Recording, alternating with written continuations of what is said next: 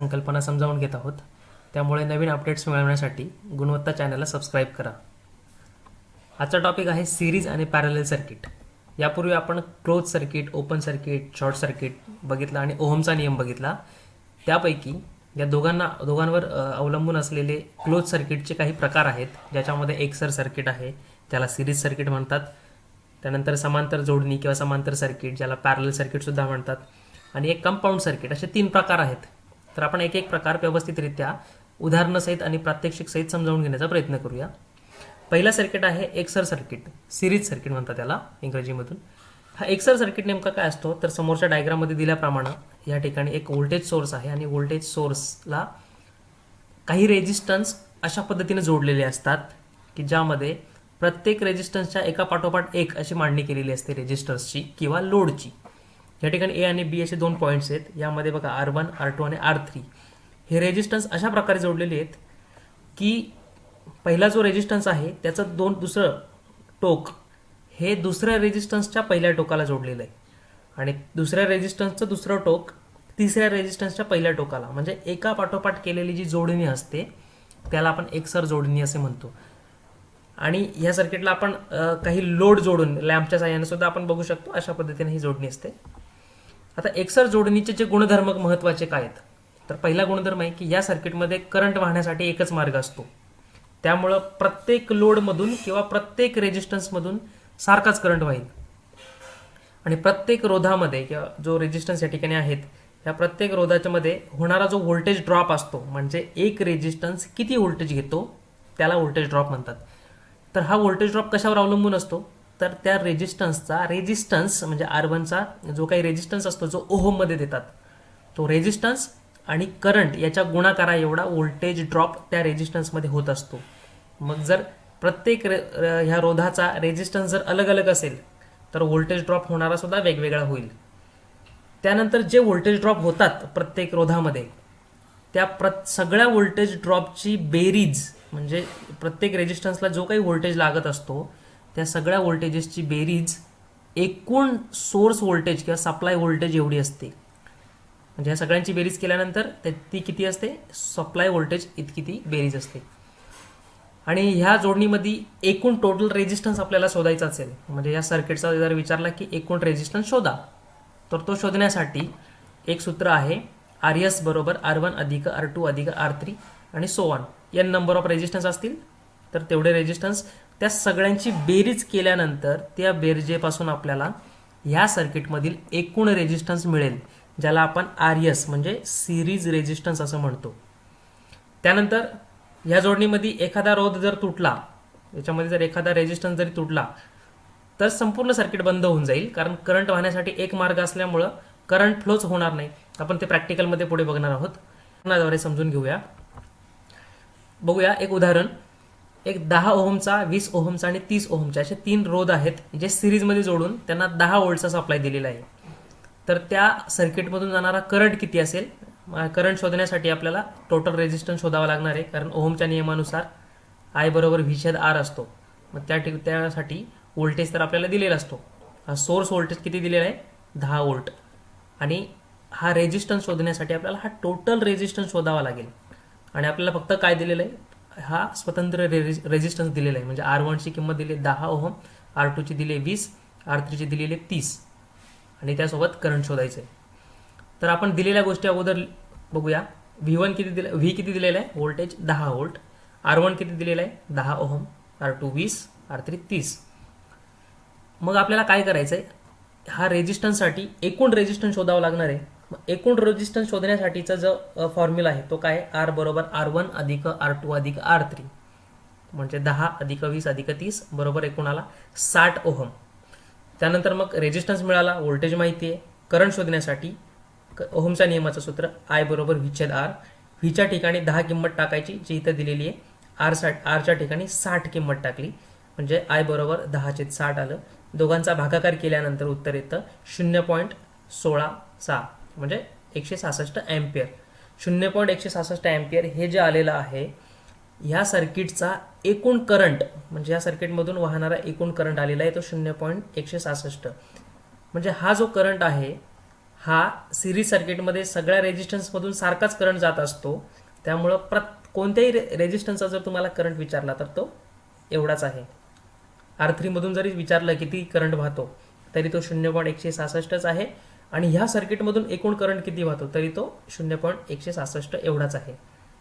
त्यानंतर आपला एक शेवटचा जो मुद्दा होता की ह्या सिरीज सर्किटमध्ये एखादा जरी लोड खराब झाला, सपोज आपण सिरीज सर्किटमध्ये काही लॅम्प जोडले आणि यापैकी एखादा जरी लॅम्प खराब झाला तरी पूर्ण सर्किट बंद होऊन जाईल. अशा पद्धतीनं परत एकदा ॲनिमेशन बघा.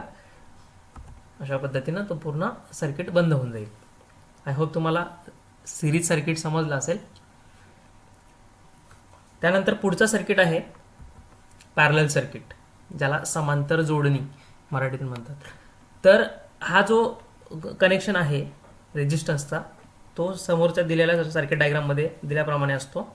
या ठिकाणी सप्लाय व्होल्टेज आहे आणि ए आणि बी असे दोन पॉईंट्स ज्यांना प्रत्येक रेजिस्टन्सचे दोन्ही टर्मिनल येऊन मिळतात. आता R1 रेजिस्टन्सचा पहिला टर्मिनल एला येऊन मिळाला आणि दुसरा टर्मिनल बीला येऊन मिळाला. R2चे पहिला टर्मिनल एला मिळाला, दुसरा बीला. R3चा सुद्धा पहिला टर्मिनल एला आणि दुसरा बीला. म्हणजे ह्या ठिकाणी याची एक विभागणी अशी झालेली आहे की करंट जो वाहतो इथून सोर्स व्होल्टेजपासून तो इथून करंट वाहिल्यानंतर ह्या ठिकाणी आल्यानंतर त्याला 3 मार्ग मिळतात. एक इकडे जाण्यासाठी, एक इकडे जाण्यासाठी आणि एक इकडे जाण्यासाठी. म्हणजे पॅरलल कनेक्शनमध्ये आपण बघणार आहोत गुणधर्म की प्रत्येक रेजिस्टन्समधून जाणारा करंट हा वेगवेगळा असतो. हे आपण गुणधर्मावरून बघूया. असंही पॅरलल कनेक्शन असू शकतं लोड जोडून. तर त्याचे जे गुणधर्म आहेत आपण एक एक समजून घेऊया. पहिला आहे की ह्या सर्किटमध्ये करंट वाहण्यासाठी एकापेक्षा जास्त मार्ग असतात. त्यामुळे प्रत्येक रोधातून जाणारा जो करंट आहे तो वेगवेगळा असतो.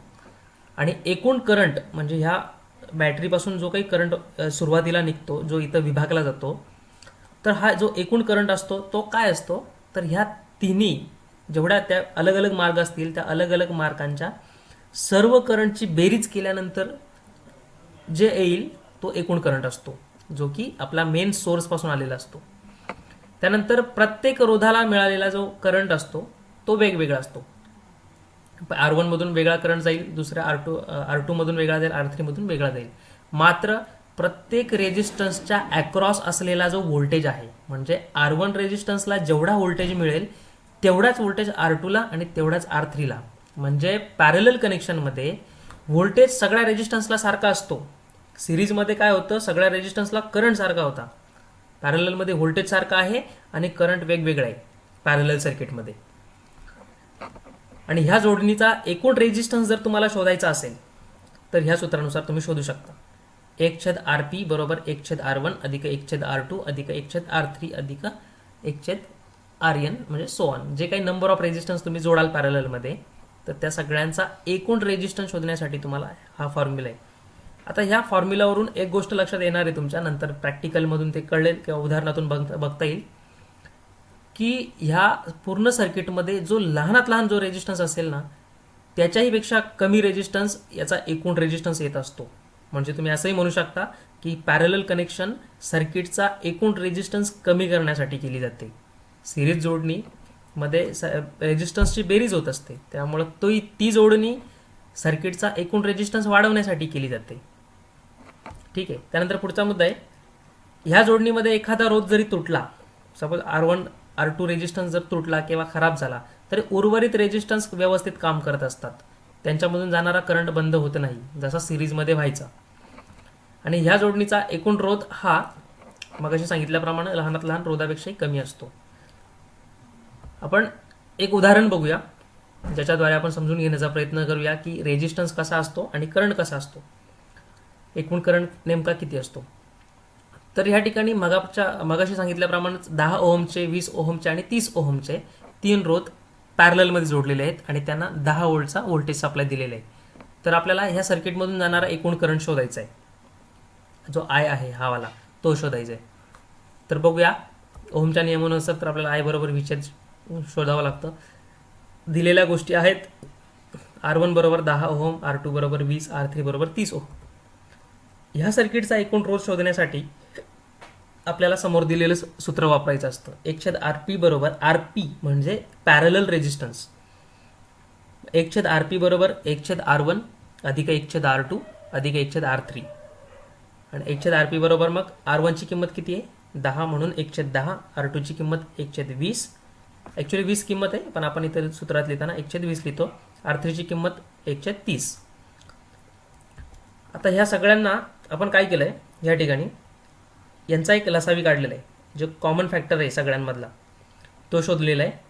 तर ह्या सगळ्यांचा छेद कॉमन करण्यासाठी छेद कॉमन कधी होईल जर 60 केला तर इथे पण 60 होऊ शकतं इथेही 60 होईल इथेही होईल. इथे 60 करण्यासाठी आपल्याला 6 गुणावं लागेल. 10ला जर 6 गुणलं तर 60 होईल वर पण 6 गुणायचं म्हणून 6/60. इथे 60 करण्यासाठी 3 गुणावं लागेल 1लाही 3 गुणावं लागेल 3/60 झालं आणि इथे 2 गुणावं लागेल इथेही 2 गुणावं लागेल म्हणून 2/60. आता सगळ्यांचा छेद कॉमन झालेला आहे. मग कॉमन छेद घेऊन वरच्या अंशातील असलेल्या संख्यांची आपण बेरीज करूया अंकांची. त्यांची बेरीज केल्यानंतर 6 3 9 2 11 म्हणजे 11/60 1/RP बरोबर 11/60.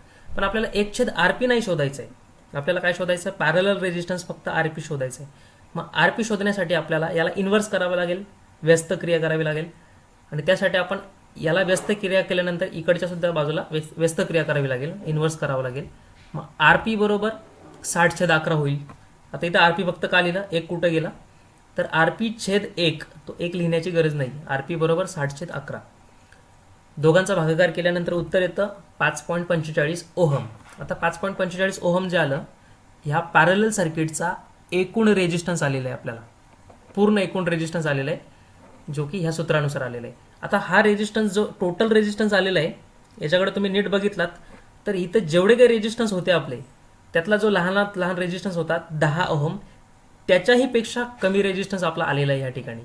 हेच मगाशी सांगितलं होतं गुणधर्मांमध्ये की पॅरलल सर्किटचा एकूण रेजिस्टन्स हा लहानात लहान रेजिस्टन्सपेक्षाही कमी येतो.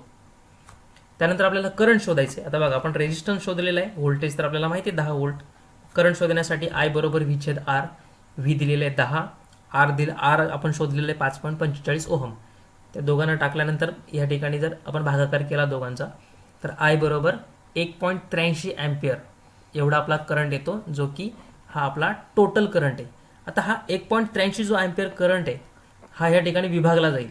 प्रत्येक रेजिस्टन्समधून जाणारा करंट वेगवेगळा असेल. आता वेगवेगळा असेल तर तो कशावर अवलंबून असतो या रेजिस्टन्सवर अवलंबून असेल त्याच्या स्वतःच्या.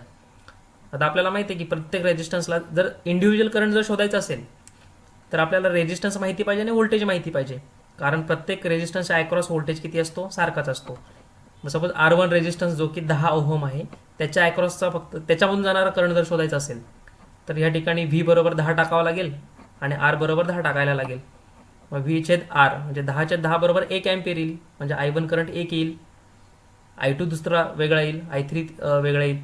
त्या सगळ्यांची जर बेरीज केली तुम्ही तर तुम्हाला बरोबर 1.83 एवढा करंट मिळून जाईल. R2 किती येईल 0.5 येईल जवळपास आणि उरलेला तो R3 येईल 0.33 समथिंग. म्हणजे त्या सगळ्यांची बेरीज केल्यानंतर तुम्हाला एक्झॅक्टली 1.83 एवढा करंट मिळून जाईल. आता ह्या समांतर जोडणीमध्ये काय असतं सॉरी इथं सिरीज झालेलं आहे चुकून. समांतर सर्किटमध्ये प्रत्येक रेजिस्टन्समधून जाणारा जो करंट आहे तो अलग अलग असतो. त्यामुळं जर यापैकी एखादा जरी लोड किंवा एखादा रेजिस्टन्स जर खराब झाला तर फक्त तेवढाच रेजिस्टन्स बंद होऊन जाईल किंवा तेवढाच लोड बंद होऊन जाईल बाकीचा सगळा लोड तुमचा व्यवस्थित चालू राहील. आपण एका प्रॅक्टिकलच्या साहाय्यानं बघूया की समांतर सर्किट आहे आणि या सर्किटमध्ये हे 3 लॅम्प अशा पद्धतीने जोडलेले आहेत. या ठिकाणी आणखी एक बघू शकता तुम्ही मगाशी जे सिरीज सर्किट आपण बघितलं होतं त्याच्या कम्पेअरमध्ये हा समांतर जोडणीतले जे काही लॅम्प बघतोय आपण हे जास्त ग्लो झालेले आहेत. हा एक मुद्दा लक्षात ठेवा. त्याचं रिझन आताच बघितलं आपण की पॅरलल सर्किटचा जो टोटल रेजिस्टन्स असतो तो कमी असतो सिरीज रेजिस्टन्सपेक्षा आणि रेजिस्टन्स कमी असेल तर करंट साहजिकच जास्त असेल ओहमच्या नियमानुसार. म्हणून ह्या ठिकाणी जो लॅम्प पेटलेले आहेत ते जास्त ग्लो झालेले आहेत as compare to series resistance. आता यापैकी एखादा जर लॅम्प खराब झाला किंवा एखादा लॅम्प सर्किटमधून निघाला तुटला तरी उर्वरित सर्किट तुमचं चालू असणार आहे. ह्या लॅम्पचा त्यावर काही परिणाम होणार नाही. आय होप तुम्हाला समजलं असेल सिरीज आणि पॅरलल कनेक्शन. समजलं असेल तर गुणवत्ता चॅनलला सबस्क्राईब करा. धन्यवाद.